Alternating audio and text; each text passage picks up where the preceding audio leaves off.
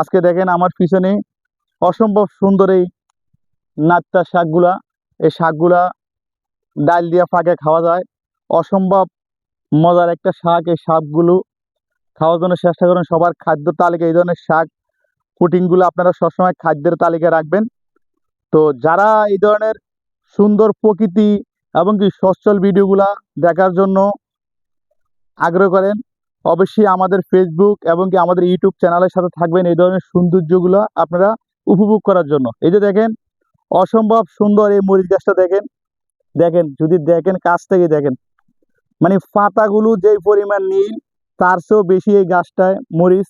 অথচ দেখেন একটা গাছ থেকে যদি এই পরিমাণ মরিচের আল্লাহ দেখেন আমাদেরকে কিভাবে করে আমাদের প্রতিধ্বনিকের খাওয়ার জন্য এই ধরনের করে আমাদেরকে প্রতিধ্বনিক দিতে আছে। এই দেখেন অসম্ভব সুন্দর এই মরিচগুলো দেখেন। তারপরে এই যে আমার এখানে দেখেন এই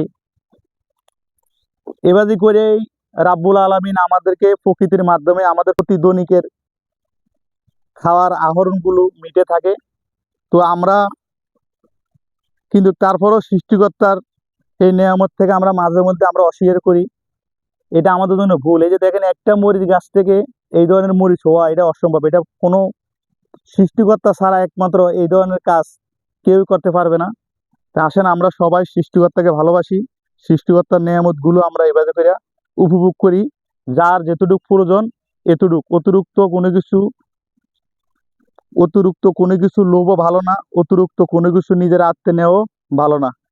তো থ্যাংক ইউ সবাইকে এত তালাকে এই প্রকৃতিগুলো আপনাদেরকে ভিডিওগুলো দেখানোর জন্য। যদি কারো বিন্দু পরিমাণ ভালো লাগে অবশ্যই আমাদের চ্যানেলটি সাবস্ক্রাইব করবেন, একটা লাইক কপি লিঙ্ক শেয়ার করে আমাদের পাশে থাকবেন, চ্যানেলটি সাবস্ক্রাইব করে আমাদের পাশে থাকবেন।